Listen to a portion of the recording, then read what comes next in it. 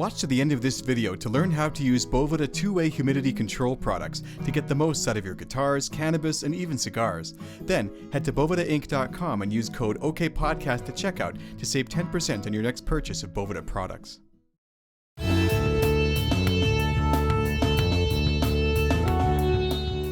Welcome back to OK Podcast, the podcast for Radiohead fans. I'm so happy to be here today with Guy Balbaert. It's so fascinating talking to guests on the other side of the world because the time difference is always so crazy. But we have synchronized here, and we are here today for an hour to talk about the world's best band, Radiohead. Exactly.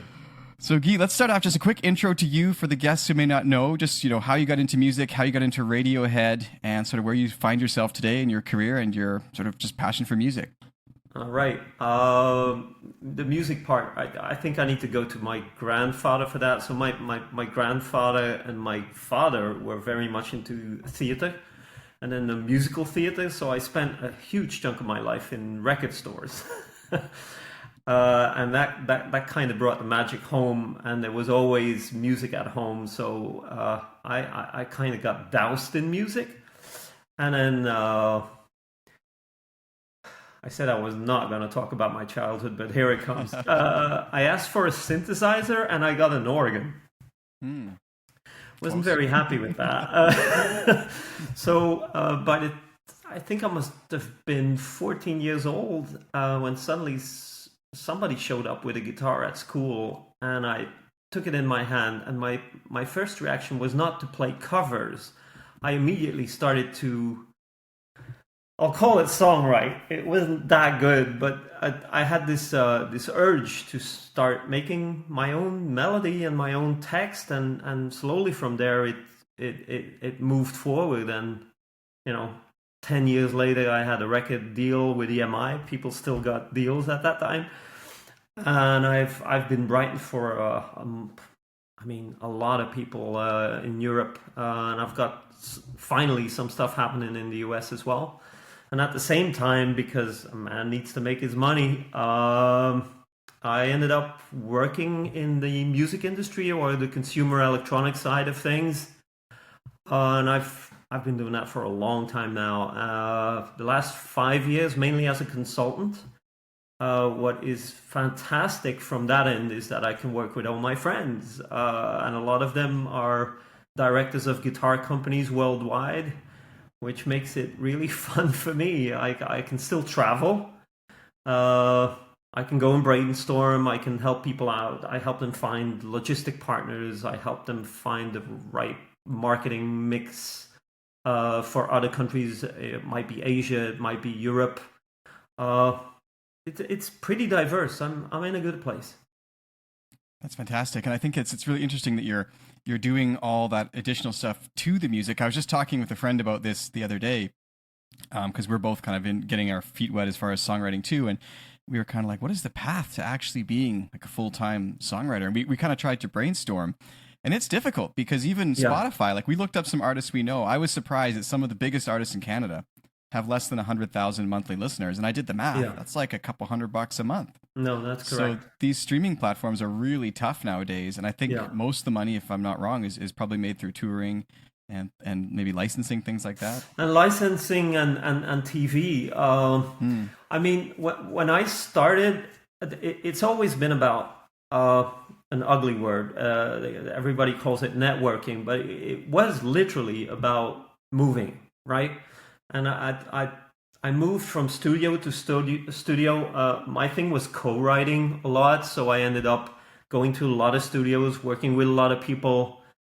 And I had a residency at one specific place, so people kept coming, and a lot of people came to me specifically for lyrics, and I'm very melodic in how I approach music. So a lot of people just came by and said, I'm stuck on this, or I want to change that lyric or something like that. And it always happened fairly organically. Now, at this stage, I mean, people say that they get connected virtually online.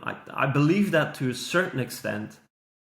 But I mean, for anything that's creative, if you have physical interaction, it definitely helps. I totally agree with that. And I was taking lessons a little bit online with someone in the States, and it was great about the songwriting. Yeah. But there wasn't that just in person. So I've recently started I shifted a bit of a different it's different type of lessons, but some kind of coaching in person too. It's just totally different because you get that Yeah, in because person reaction. it's like life. Life is a circle of energy, Yeah. and it's you kind of expect that what you shoot out comes back to you. I mean, if you talk to somebody who does live gigs, that's how live gigs work. I mean, that's how you see these people. Bruce Springsteen was here last week in Belgium. 70. He does 3-hour shows. That's crazy. You cannot pump that energy out of yourself. I mean, that's almost impossible. He needs to feed off something, and I believe it comes out of the public. Yeah. That's fascinating because I do agree that the concert in a way influences the musicians on stage Yes. and then back and forth, and that was something through the whole COVID I think we really lost, is there was these online orchestras and things, and nothing can be further from live music to me than watching two people in different countries try and sync together an orchestral piece. Yeah, and then there's the latency to deal with. Oh yeah, I wrote the songs with a really good artist. She's American, Jessica Lynn, and I had written with her before, so fantastic experience. We had a song in the country charts. This is, I don't know, 5-6 years ago, and we wrote something else, and we did everything on. Shout out to Tommy. We did everything via Skype and WhatsApp, and so we wrote the whole lyric via WhatsApp. It was the weirdest experience. I imagine. Yeah. She's touring in Europe now, so I think they're going to release that song. It's called Ain't Done With You Yet. Jessica Lynn, I think it's about 2 weeks from release, something like that. Oh man, we have to send me a link. That sounds super cool. Yeah. She's. I mean, we don't have that kind of tenacity here when it comes to artists. I mean, American artists, when they go all in, they go all in. And what I like about her is her absolute drive to just to make it. As an independent artist, I cannot fathom how she does it, but she does.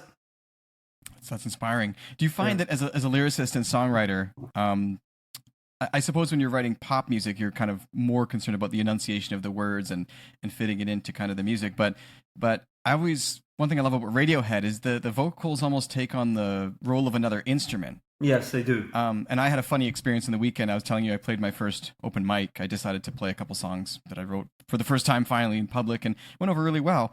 But my aunt afterwards, though, she listens to more just, regular pop music. And she's like, the only thing I would say, and don't take this the wrong way, but like sometimes I just had a little trouble understanding what the words were. And I was like, perfect. That's great. Because it's a very melodic, like smoothed out enunciations. Like I like Tom York does, And that's one of the things I love about Tom York. I'll always hear some lyrics wrong and I don't care, Yeah, but that didn't happen until the third album. Mm-hmm, true. I mean, yes. that's how he evolved. In the beginning, honestly, when I listen to Radiohead, I hear Beatles. Mm-hmm. I mean, there's a lot of melody going on, and there's a lot of lyrics that are actually, fairly sweet. Very accessible, very sweet lyrics. Not all of it. A lot of it is also very jaded and dark, but probably stuff that happened in his life. But there's a lot of songs out there. I mean, No Surprises is one of them. I mean, love that song, but that's a Beatle track. Yeah. But what about your perspective as a songwriter on that? Like, I'm hooked on lyrics. I know some people don't listen to them, but I am hooked on lyrics because you asked me to write down who I admire or who I listen to, and I'm a very diverse listener, so I listen to everything. Because I had to write all kinds of stuff in my life. I mean, from variety music to things that were experimental. So I take it all in, even very, very almost metal type of music. One of my favorite bands is Norwegian. They're called Kvelertak. I mean, they're fantastic. But it sounds like a lot of noise, but it is not. Yeah. Yeah. But some artists are one way and some are the other. I suppose there's a middle ground. But and I also agree. I think the lyrics do have to be really well done and compelling. So it's interesting that I would say I treat the voice kind of as an instrument, or want to hear it treated as an instrument. But then at the same time, I do care what the words are saying. Yeah. I at one point, of course, because we were talking about this specific album, OK Computer, and I said, okay, I'm gonna take it in a couple of times again, because it was some time ago since I had heard the album, and I took the remastered version that came out some time ago. It's really well done. It sounds really fresh, and suddenly this thing popped up in my head where I said, okay, you've got this band that made fantastic pop music. I mean, the first album, Pablo Honey, and then the Bends, those are, okay, there's guitars in there, but they're basically pop albums. And then suddenly this thing happens, third album, Always Difficult album, OK Computer, and they just go off on this tangent, and they keep going off on this tangent that is really out there. There's a band that was big in Europe that was called Talk Talk. Yes, one of my favorites. And they released an album that was called The Color of Spring. One of my favorites. I mean, that album sounds like a diamond. It sounds hear the intro drum so beat right good. Now. Yeah. And then suddenly, because they go way overboard on commercial success, they decide to throw it all away, and they make the most difficult album to listen to just after that. And the one just after that just goes off even further. And that's kind of what they did with Kid A. For those listening, you got to check out that trio of albums. Color Spring, Spirit of Eden, and Laughingstock, all three in a row. My God, they are beautiful. But commercially, I mean, almost suicide. I remember at one point, so I had a deal with EMI, and they said, go and look for a producer. And at one point, I look at this guy who did the production for Color of Spring, and I said, what can I lose? Yeah. Call him up. Yeah. So I called the guy, and at that point, he was based of all countries, in Luxembourg. Right? And he starts talking to me, and he says, I mean, orally, I think it's the most beautiful thing possible that you made in a pop realm. And he said it was one of the hardest albums to do because we recorded everything separately. Yes. And I went like, so what do you mean separately? I mean, the drums, so that they took 6 full weeks. I mean, you could still do that in the old days. 6 full weeks to do the drums. And he was doing, okay, today we're going to do the snare. So the guy had to mimic what he was playing on the other drums and only hit the snare. Wow. Yeah. And then record that separately. And the day after, Tom 1. Mimic the snare, hit the tom. I had no idea about all this. Oh, that's why the drums sound like that. Wow. It is one of the best albums. I mean, I have to say that beautiful. If I was to rate like I sometimes forget about, I have so much music I love, just like you, but if I had to rate like a top 3, probably like Kid A, Laughingstock, and I'd have to pick one more with some serious thought. But I mean, there's so much beautiful stuff to be found. Even today, people always go, there's no good music. That's not true. Yeah. It's just harder to get through the noise, right? And then you really hear the fact that people are using certain software. So pop music is very much made in little boxes because visually that's what they do. They take these little boxes and they sing on top of these little boxes. But the acoustic stuff is made at home, and you see the the restrictions they have to do something creative there, but it is ultimately still beautiful. Totally. And before we move on from the stuff about kind of the vocals being an instrument, you must be familiar with Sigur Rós Parentheses, right? Yes. Do you know that album? Yeah, of course. Yeah. So, but it's funny because when that one came out, the big thing was that it was all kind of nonsense words, and how cool is that? They wrote all this nonsense. And I was like, well, as someone who doesn't speak Icelandic, their music's always been that to me, and it still is. Yeah. You know? So I always thought that was, in a way, my introduction was Vaughn. I think that first album they had, to kind of treating the voice as an instrument. And I think that was the same year or close to as OK Computer. Their purple one with the baby on the front. Yeah, you remember that one? I don't know the age. I was honestly quite surprised that it was. I had to look it up. 1997 when the album came out. I was like, wow. Yeah, totally. I saw Radiohead in and I had to look that up as well, in 2012 in Antwerp. And at one point I was with a good friend of mine, and we're both really into Radiohead. And he was in that stage where every song started with Tom York going like,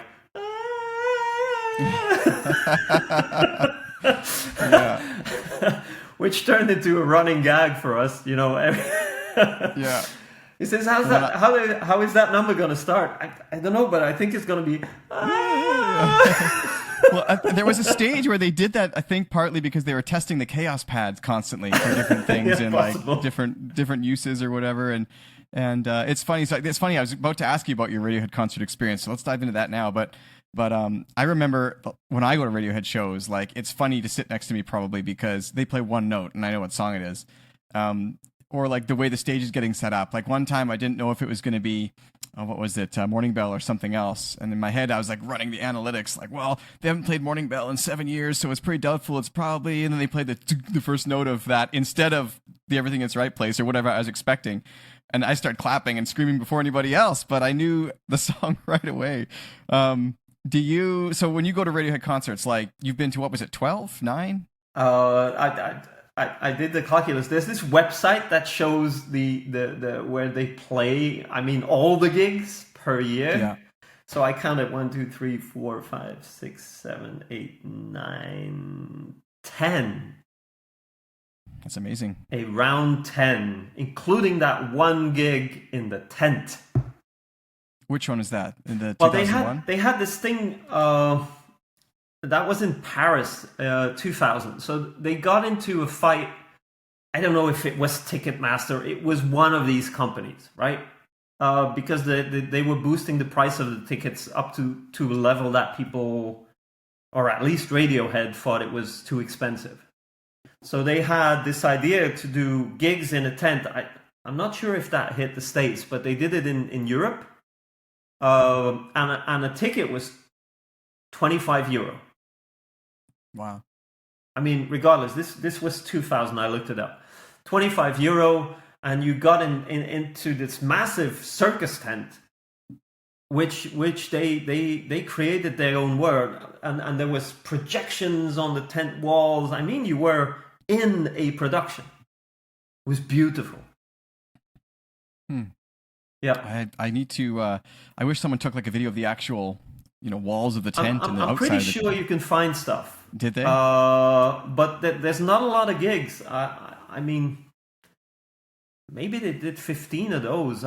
There weren't a lot of gigs like that. But it was very much. It was very, very much their realm. I mean, it was their rules, their venue, and they played hours on end. It was really good. Their new wacky album too. And it was a wacky album, yeah. Yeah. I often have said if I had a time machine, the one thing I would go back to see is the Berlin 2000 concert. Were you there at that one? Nope. Oh, I have a really clean audio recording of that one, and I think it's the first time they debuted Nude, which is kind of weird. Yeah. Maybe not the first time, but they played some of Nude, which was odd, but really amazing set list. Like I would love to go back in time and see some of those 2000s concerts because I think that the first time, so I heard Creep. My girlfriend lived in London, so I went back and forth, and this Creep thing was on Radio 1, which is the big radio in the UK. And loved the sound. And then they had a Virgin Megastore in Oxford Street, and they had this deal with the album, and it was £7 or something, and everything sounded really good. I mean, what drew me in was the melodic side of it, and then I saw him, and he looked everything but a frontman. I mean, he looked like a little, ratty man who was, on top of it, looked angry all the time.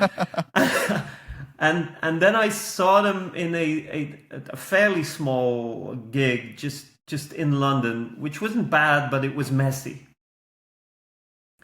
And then afterwards, we had this, and it still exists. We had this show here in Belgium. It's called Torhout Wachter. So the old format was they did one day in Torhout, and there would be 15 bands, and then they would move that whole thing in one night 150 kilometers further and did the same show the day after. I mean, logistically crazy, right? And I remember seeing them there, and I saw them a lot there. But '97 really struck me because they, funnily enough, the album had come out, but it had come out too late to get a higher spot on the billing. So people didn't know it was going to be this terrific album, and they put them up at 6 o'clock at night. I mean, there was light, so the show couldn't be what it normally was. So it's 6 o'clock, they dim down the music, and out comes Tom York with his guitar alone, and he goes like, "I'm all alone," and there's 100,000 people standing there. Wow! It was just, whew, look at that. Yeah, that's crazy. So did he do it? It was a set list by himself then in the end? Or No, he just did this one song. He started by himself with his guitar, and he goes like, and he's really at the front end of the stage going like, "I'm all alone." I was like, crazy. Man, you gotta be confident to do this. Oh, totally. And they're sort of programming in the set list and the way they do it, and it's always different. That's one of my favorite things about them. And I just think that he's so brilliant, or maybe one other band member might plan that, I don't know, but I assume it's Tom and someone else. But the way they sometimes plan it is just amazing. And even at the last minute, I was at a show in Montreal, and it was my first show since the Toronto concert, which of course got canceled. And tragically, their drum tech died and all that. But so I hadn't seen them in like 8 years or 6 years or whatever. And they were playing at Montreal, and someone came out on stage just before they were supposed to start. Or it was something. I can't remember the announcement. But anyway, they said, "We have bad news, everybody." And I'm just like, oh no. Oh God, what happened this time? And it turned out that the opener before Radiohead, like the last band before Radiohead, had canceled. They couldn't make it to the venue on time. And so they had to extend Radiohead's set by like 20 minutes. And I was like, bingo. And for the first time in like 10 years, they played Creep and a couple other songs. But they, on a whim, extended their set list. And they played like 26 songs or 27 songs or something. And it was just a magical night because, again, there was 100,000 people on this big hill in Montreal. And I was like, 14 people from the front. And it was just crazy. And I mean, these bands, they're as far as I know, they're a school band. So they knew each other really early on. Everything got created with the same band of brothers, right? Yeah. And then they toured with themselves. I saw this thing on television. Foo Fighters. What's his face again? Oh, the lead singer? Yeah. Oh my God, it escapes me right now too. Yeah, but anyway, he does these really good documentaries. And one of his documentaries it's called Tour Van or something, right? And he says every band that gets somewhere, I mean really gets somewhere in their career at one point, has done these never-ending tours in a bus. And he says there's something that happens to a band when you do this. And you get gelled into, I mean, you become this one creature that plays and morphs into each other and can just play whatever. Yeah. Well, either that or they probably rip apart. Yeah. Yeah. I wonder how many tours or how many bands, sorry, have been destroyed by tours. You know, if you think about it. Like Well, what you think about the band. I would map it differently because I had a little experience with touring. I think a lot of bands get destroyed by the boredom of it. Yeah, yeah. I mean, your day is literally concentric around 1.5 hours of fun and then a lot of boredom. Did you ever read that book by Wilco artist Jeff Tweedy called How to Write One Song? No. No, it's a great book. He goes into his process, and actually, I really liked it. And what I liked about it was he gives a lot of kind of inspirational information, but also like exercises, like do this, get a bunch of lyrics, clip them up, change the order, put your third verse first, and see if turning the song on its head really helps. And I'm like, wow, finally an artist who can actually explain what he's doing. I love that. But you try some of these things. I mean, and there's many ways into delving into a song. It could be a lyric line, or it could be a lick, or it could be exactly that. You write a song and then you go like, it's pretty standard, and then you just you take the bridge and make the bridge the verse, and then suddenly riff out of that, and you get something completely different. It's the beauty of it, really. I heard there's no such thing as songwriting, just song rewriting until you kind of stop. Yeah, but you gotta stop. I mean, gotta stop. Yeah. It never served me to work 3 days on a song. It just does not serve me. Yeah. Yeah. Well, the one thing he said that was funny, though, and most readers just obviously could not understand, but he was like, yeah, a typical day for me, I get up at 10 o'clock, I have my breakfast, then I have a nap until 3, then I get my kid from school, then I go down to my studio around 6 or 8, and I stay there until midnight or 2, and his day is just like wacko to an average person, right? But these singer-songwriters and touring artists, I mean, that is kind of how they live. They're probably asleep until 11. Then you have these people like Nick Cave, who goes to the office. He literally goes out of his house to someplace where he writes, and his mission is, a song a day. As far as I know, Colin is now going to tour with Nick Cave as his bass player. Isn't that crazy? Yep. That is super crazy. Where do you think Radiohead is headed right now? As far they're kind of, this is off in the weeds now, but I mean, Tom York is off with Johnny doing his own thing. Colin is doing his own thing. I mean, God knows what. Ed's written solo albums too now, and Phil. I mean, they're all kind of splintered right now. Do you think they're going to be coming back, or are they kind of in the throngs of their own projects now? Well, I'm not a personal friend, but as far as I understand, Tom's life has gone on a bad tangent at one point.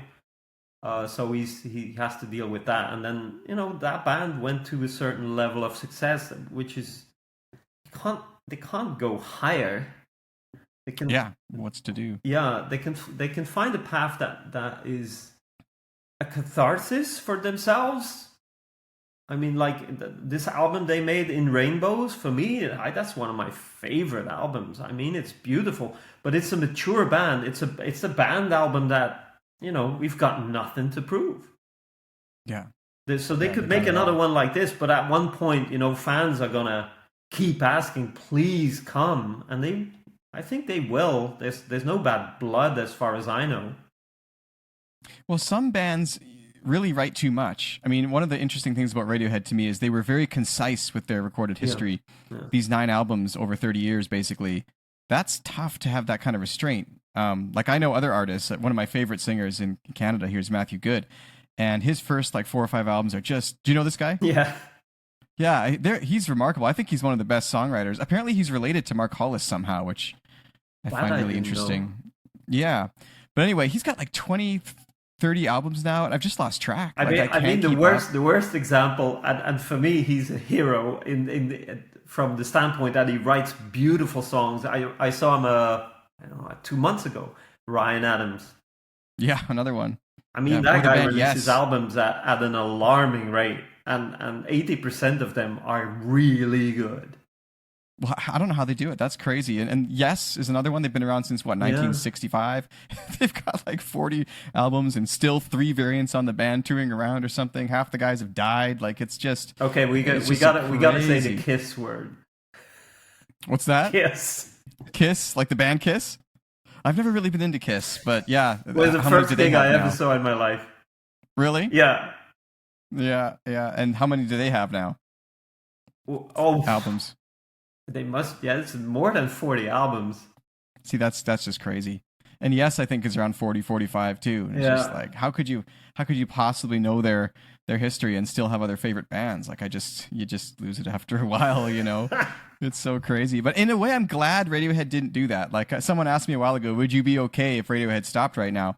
And I said, you know what? As much as I hate to say it, yeah, I think I would be. I think they've given all they can give. I think I understand you, but at one point, I wouldn't mind if they did one of these really, another In Rainbows, which just shows us where they are musically now.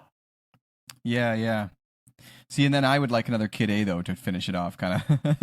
I don't know. I'm just enamored with, how Ed does these.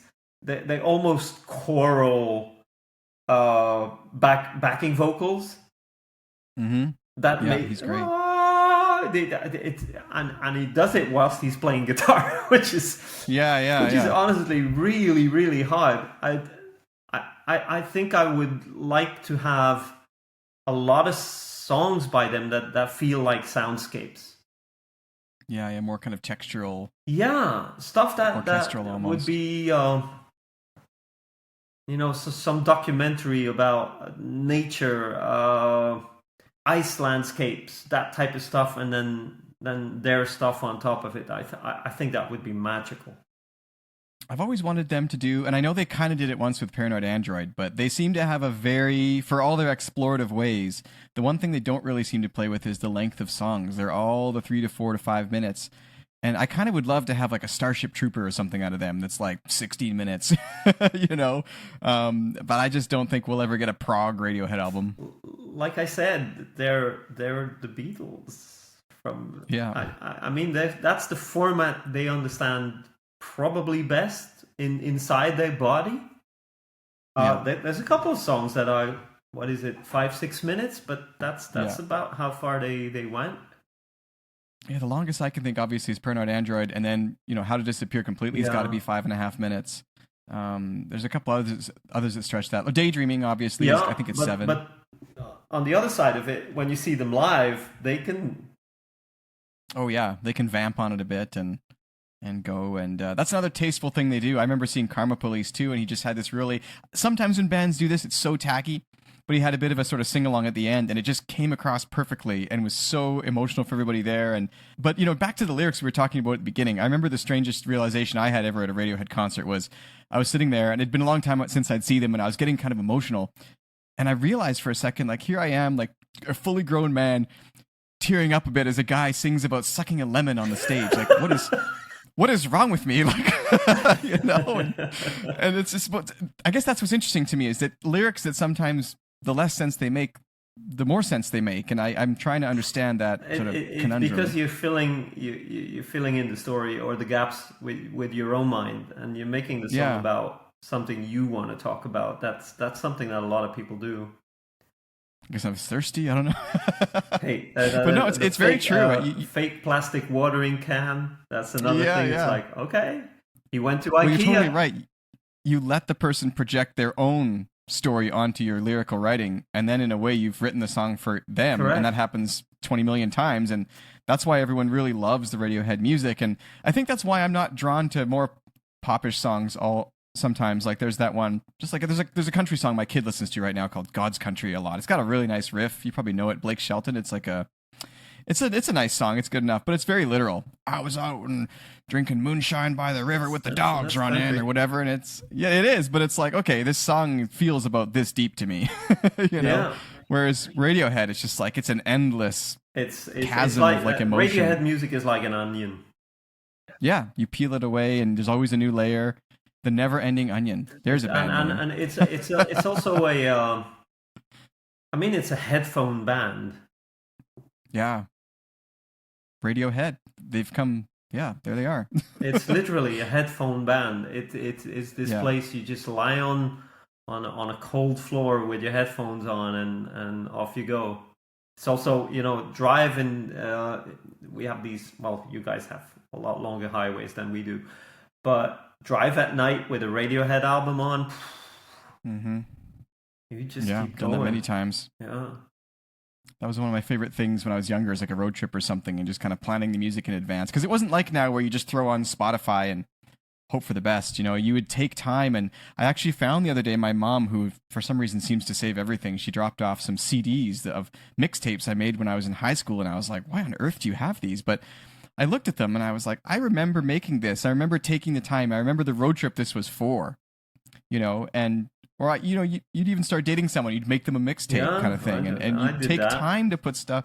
Yeah, I mean, I wonder what kids do now. Oh, here's my curated Spotify Playlist. playlist that I love. Yeah, here you go. Oh, you don't have Spotify? Oh well, Yeah. never mind. Yeah, the impact of that, it was even better than just writing a letter. It just gave them insight to you, and you could actually, by selecting certain songs, you could actually convey what you felt about them. Yeah, or songs that you're thinking about them with, and everyone in a way became a bit of a little music producer, because you could take your All songs and right, you had the confines I'll of this tag along. album. But well, some people did it better than others. I happen to like the little things I would discover sometimes, like, ooh, this song fades really nicely into that song, or things like that, even from different bands and genres. And so making a mixtape, I think, is kind of a lost art. It is. Not to mention when it used to be made on like on a tape deck, so kind of come a long way. So before we move on from Radiohead, what is some other story that I wouldn't think to ask about? Because I know you've got lots of passion and years of shows and all sorts of experience with the band. I met Colin twice in the airport in London. Oh, wow. And the first time we had a really nice talk, because I got a bit, starstruck, and I just looked at him and I went like, Radiohead. He's like, yes. And he was really nice about it, and he just, his hand went forward and he says, Colin, what's your name? And then I went like, I'm Guy, and we just kept talking, because I had seen them about 4 or 5 months prior to that in Antwerp, and that show was, I mean, musically the best one I had ever seen. And I told him, Yeah. and he said, "Oh man, and it's so bizarre, because we had a couple of shows. They had a couple of shows in Antwerp at the same time." And he said, "We went on a bender the night before, so none of us felt good, and Yeah. we knew we were nailing that show, and everyone felt, I mean, pukey." Yeah. Yeah. Because Colin, apparently, well, he's had a Belgian girlfriend for many years now. Yeah, and he ended up playing with a big Belgian band, or at least an artist. He's called Tamino. He's been touring with them for at least 5 years. And so have you met any of the other band members too, or after gigs or anything like that? Yeah, not really. I saw Tom York once at some party I was at, and I saw the drummer once. I know you had a talk with him. Fantastic drummer, that guy. Actually, I talked to Clive. Yeah. You met Clive, or was it Phil? I think it was Clive. Clive, yeah. He's amazing. Yeah, he's had some great messages or information about drumming and just his concepts to share. Yeah. And again, I really appreciate artists like that who not only have the skill and ability and the artistry and the vision, but they can break it down and talk about it in reality. That seems to be a tough trait. He's really, really good. Yeah. There's this other band that is fairly. I don't know if they have pierced Canada. Have you heard of a band called Elbow? Elbow. No, but there's the Elbow River here, so I'm surprised that. I don't know. I mean, Elbow is. I mean, they're a big deal around here, but they're very English. But there as well, I mean, on the drumming side, I mean, very, very good drummer, that guy.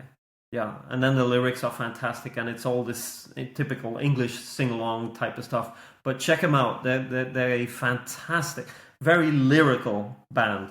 Yeah, I'll have to check it out. You have to send me some links I yeah, can I include with will. this. So I your have to music, write some of the stuff stuff you down. worked on.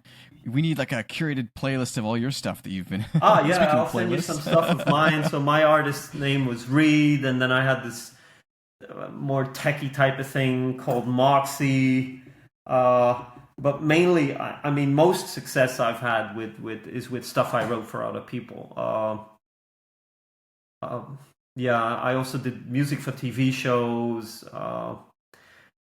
The Japanese Spice Girls or the Korean Spice Girls. I had a song like that. Then there's really bizarre stuff. There's also a thing when in Vietnam there's an airline called Vietjet. So every time a plane by them lands, there's my lyric bursting out of the speakers. Yeah, it's the weirdest thing. You know, when I was I would say a late teenager, I had this idea of I'm gonna be this artist that is known all over the world. You know how kids are, right? Now at this stage in my life, I look at all the little puzzle pieces, and I'm like, okay, that song I released there, and that song is there, and then this one is in Asia, and then this song now is in the US, and ultimately I've managed to make my music travel, which is exactly what I wanted. It's just not in the form that I anticipated it. Yeah. That's interesting. Do you have any advice then for people who are up and coming songwriters or kind of have that sort of musical goal? I mean, it kind of sounds like you've settled into something that fits, really great, but I don't know how someone would imagine that career path. Like, is it just something you kind of find on the way, or? You, like I said, meet people. Yeah. You gotta meet Meet people. people. That is the glue to everything. Half the battle. Yes. Yeah, and then of course, this whole social thing nowadays is uh, it's definitely a jump pad for a lot of kids. Uh, but it's also it's also there's a solitude about it that I it's not that I dislike it, but it's yeah, it's not necessarily about the music. It's lonely. It is fairly lonely, and some of these Yeah. kids are really really good, but I'm like, all right, now where's the onion? Yeah. Well, and social, like, you mean social media? Or Yeah, this, yeah. No, I find that that's very kind of a weird part about the way things are right now. And I'm currently kind of trying to break free from it. It's one reason I went and rented this studio that I'm now working at, because there's 12 other songwriters there, and you might run into one of them. You might get to say hi. You're in kind of the zone. You're not just in your basement. And I think there's really something to be said for that. And when I considered actually the rent at this place that I was going to, I was like, well, it's not just a room, is it? It's a community. And so it would be nice to connect with some of these people that are doing similar things, and even just have a conversation. Like, I'm so sick of the whole like scrolling past reels and looking at stuff online, and at the end of the day it's not really there. I mean, It's so everyone crazy. comes at the table. I've made songs with people that I looked at them and I was like, this is a very limited skill set, right? And then suddenly they do something, but they do this one thing really well, and it just gives you a door to go somewhere else. And if you're lucky, they just go with you, and you end up with songs that are surprisingly good. Yeah. Well, I think that's so interesting, and it's funny. It just finds me at a time when I'm also kind of working on that kind of stuff too, and it's so valuable to kind of talk about, and so few people know anything about this. Like, you want to do this kind of thing, and even songwriters, I find you sound like you have a vast knowledge of like song form and lyrics and melody and music theory, and but I've talked to songwriters who don't even know what a chorus is. I'm like, how do you do it? How do you do what you do? Oh, I just do it. That's What? funny. you know and it's even Matthew Good. One time I texted him something on Twitter before a show. I said, hey, can you please play Inescapable Us? It's my favorite song. My wife and I love it. She's going to be there too. Sorry, dude, I fucking forgot that one. I'm like, what do you mean? Well, it's in some tuning I forgot. I'm like, what? You didn't write it down? It's on an album, for God's sake. Like, you're not. That's so Yeah, crazy to there's a me. lot of autodidacts now. It's also the way how, I still had to go to music school, which I found incredibly boring. The way they do it now is a lot more fun. Um, so they just band camp, right? So they throw in these kids who can't play anything, and then they give them an instrument and show them the basic stuff. And after 2 days, they can play 3 songs and they can do a gig for their parents, right? So I used to have a small company together with Steve Skillings, and we invented something that was called a jam hub, which looked like half a pizza, and everyone could plug in their instrument with headphones, and that was made specifically for band camps, right? So we could get these kids playing in their basement, and they wouldn't annoy the parents. But it's just amazing, just by making not music. I'm immediately thinking of the Pixies, right? The Pixies are okay. They can play, but they have this thing where they make noise together, and it turns into I've a seen song. them too. Right? Yeah. I think it's a very naive way of approaching music, but when it works, it sounds fantastic. Yeah, totally. And that's what you have a lot now. I think you have either kids who become so good technically that you just wonder, like, there's no way at 20 I could ever play like you, right? They're so good, but they've been surrounded by really good music most of their life. We just have to figure out a lot of stuff still. Well, and so many people have so much technique and ability, but no creativity. Yeah. So they can't ever get somewhere. Like, I remember too, I was watching the Rage Against the Machine guy. What's his name? Tom Morello. I'm not really a fan of Rage Against the Machine, but I think he's a genius, not only for his riffs' simplicity and interest to the ear, but also like as an effects artist. He's just fantastic. But I was watching some interview with him, and he said something like, one day when I was younger, I got frustrated and wasn't sure I wanted to do this or whatever. But he had all his gear stolen. He went and bought new stuff. Didn't really care what he picked up. He put a line of whiteout on the amp where the settings were. He's like, I'm just going to learn to play with these settings because I don't want to screw around with it. And I think he still uses that amp, but it's ironic that he would leave his amp in that state and then use the number of pedal effects that he does, because he clearly likes to tweak things. But nope, the amp just sits there like that. And that's just kind of what it is. You have somebody like Johnny Greenwood who just goes jazz on these pedals. I mean, the guy is jazz. He just twiddles the knobs, right? Yeah. I don't know how the guys in Radiohead keep their like egos in check, because they're all so good. Like, Johnny stands his own as like a soloist in one of the best bands I could ever think of. Really, like the way he plays the end of songs like "There There" or 2 + 2 = 5. Sometimes I'm just like, what? How can you play like this? How can you be so reserved the rest of the concert and then let loose like that? I mean, I again, because these guys know each other so well. Yeah. And there's probably a lot of respect, because some of these boys get a lot of space in that band. Another one where you saw that Robert Palmer, his band. My God, man, these boys got a lot of space as well. I mean, the more mature players, it's about energy on stage. And if they love and respect each other, it just becomes something else. I think their reservedness, though, is something I really like about Radiohead. They're British in general. Yeah, but like Colin, Ed, those two especially actually come to mind as like they've never really shown off in the way Not really. that you might expect someone to in a band like that. Not really. Oh, sorry, I meant Phil and Colin. Yeah. I've never heard a Radiohead drum fill that I was like, that was rushed or that was excessive or whatever. It's always just absolutely perfect.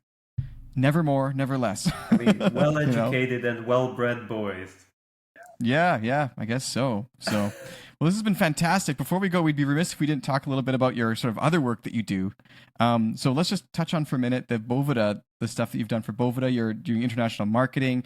And for those who don't know, like, what is a Bovida pack? And I'll hold one up here. Bovida pack. Yeah, this is the cup. go. Beautiful. There we go. There's a cup. Ooh, beautiful. So All right. these things are designed for many uses, and I'm kind of interested, like, which use came first? So what's the story behind literally these? the market for them started with cigars, where the humidors. I mean, a large part of the quality of smoking a cigar is literally the taste of it, and taste and humidity are very close friends. And this product started in that realm, and then went into the music side of things because wood is a living thing. It expands, it contracts, and the point is you got to keep it as stable as possible. Every guitar builder that I talk to, or when I luthier, they all build within the same realm. I mean, they're very meticulous about in what kind of environment they build. It's all 45%, 50% humidity level, because that's the zone where wood is very malleable, and it doesn't do weird things like crack or splinter or anything like that. And they all say the same. Once we've made the guitar and then we push it out in the world, it's just left to the environment, right?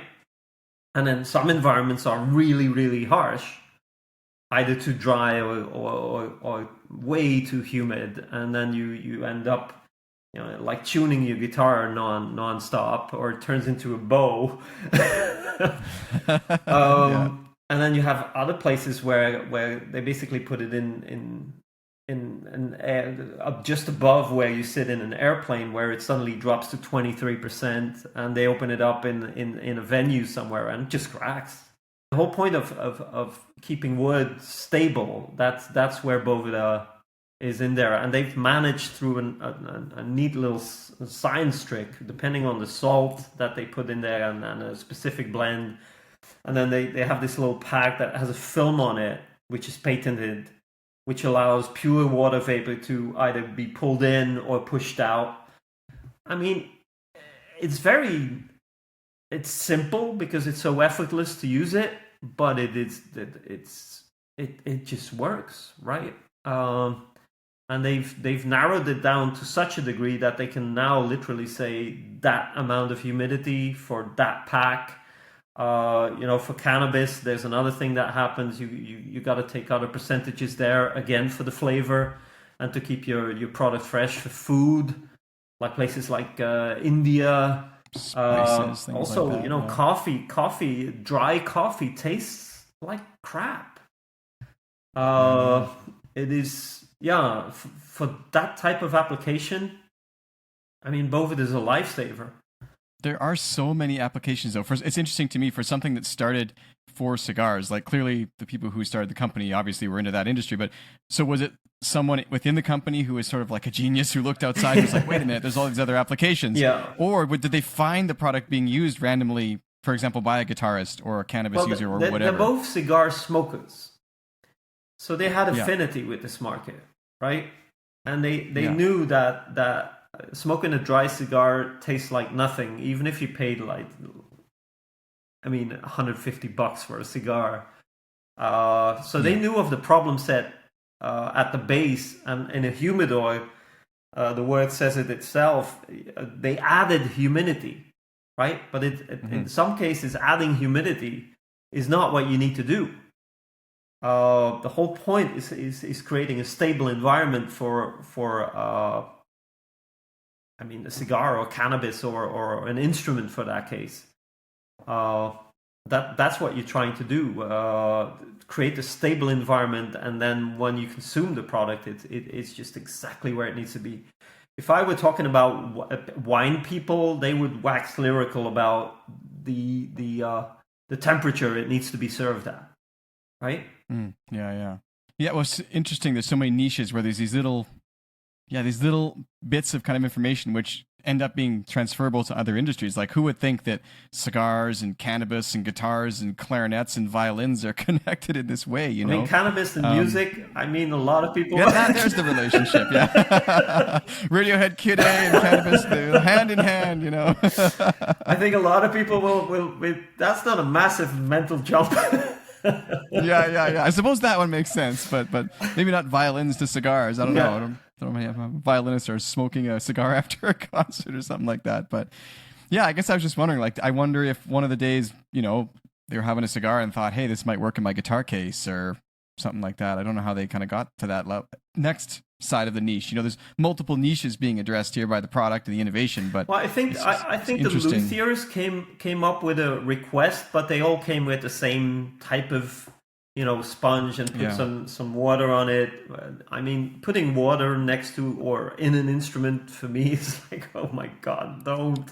Well, I used to use those round ones you'd put in the sound hole, but sometimes like they were so wet, they were like dripping inside. And then the humidity does this, it's way high. Exactly. And then towards the last couple of days, it's way low. And then it goes away if you forget. Yeah, exactly. So that is the nice thing.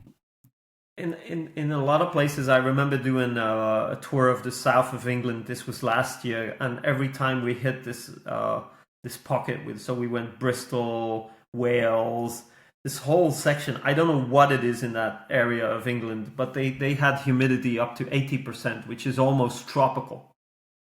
And there they just went like, in summer we do nothing else than repair these things because they just move. You talk to the guys at Taylor who repair guitars, and they even say one of the things we have to do all the time is the back of the guitar that's bloated, just because the humidity level just fluctuates too much. I don't want to exaggerate it. It's not like you get a balloon. That never happens, but it is wood. You know, it doesn't need much. Like a violin, it's a really thin little piece of wood. So any movement will do something that is not beneficial to it. Over time, swelling up, things like that. Yeah. Crazy. Well, I find myself wondering if Radiohead uses these with their acoustic guitars. I'm sure they do, actually. Know. Why would they not? Every now and then we get some message from a band. We had the Red Hot Chili Peppers at one point reaching out to us, and I mean, anyone who loves their instrument and has put a decent amount of money in their acoustic guitar or violin or viola or for that matter a bow. At one point they'll hit that subject. Yeah, or their cannabis stash, or their cigar, or whatever, whatever you love. Yeah, we call them the plectrum cans. Yes. I started putting some clarinet reeds in there to see how it's going to work. And that's another weird one is people wouldn't think about this, but clarinet players need to have different reeds. Like even if they tour, they can't just sometimes use the same reeds because the air pressure is sort of different, right, in different regions. Yeah. So they have to maybe use a different strength. But yeah, we have different ones for the ones they stock with them, but the ones that they play at, we go to plus 80% there, where the reed is, I mean, immediately usable. You just put it in and you play. Yeah, I think that's why I got these little tiny guys here, 72 or something like that. 72 is medium level, so that's the ones where you would just, just keep them with you somewhere. If you're a regular player, you're going to be good with 72. If you're one of those guys that says, I'm going to do 2 or 3 reads in one gig, you go plus 80. 80. Wow, it's super cool. It's a great innovation, and I think anyone who, it's you're out there playing guitar, cannabis, cigars, clarinets, violins, all those things. If you eat food with spices. Hey, spices, they're expensive. Yeah. Oh, they are, especially good quality ones. I mean, sometimes even those little tiny vials of it, saffron, it's like $20. It's like, oh my God. Yeah, absolutely. And once they dry out, the taste never comes back. Yeah, garbage after that. Yeah. Well, thank you so much, Guy, for coming on the podcast today and sharing not only your songwriting information and knowledge and experience, but also your love of Radiohead and everything in between. We've even talked about spices here today on the podcast. That's great. No, this was easy. Spice is the spice of life. Yeah, you're very good at this, Sean. Absolutely. Oh, thank you. Thank you. I really appreciate that. And for those listening, let's not forget to go check out Guy's music. We're going to put a link in the description below. Also, there will be a little bit of a special promotion for the OK Podcast listeners. You'll see right after this. And I want to thank you so much for taking the time to listen to OK Podcast, the show for Radiohead fans. If you want to apply to be a guest in the program yourself, or you have a guest suggestion, you can contact me at hello@okpodcast.com. I look forward to hearing from you wherever you are in the world. Thanks again, Guy, for coming on the program. Be good.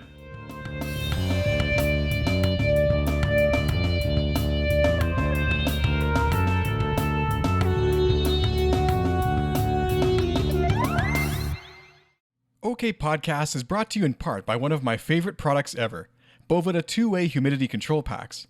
I live in a super dry and cold climate in Canada where taking care of guitars, cannabis products, and cigars can be a real challenge. However, it's effortless with Boveda. Every 3 months, I just replace the Boveda packs in my guitar case, and I know my axe will be comfy and cozy inside. If you use cannabis or cigar products, there's also mini versions, stash bags, and other accessories designed with freshness and taste in mind. Shop now at bovedainc.com and save 10% on your next purchase with code OKPodcast at checkout.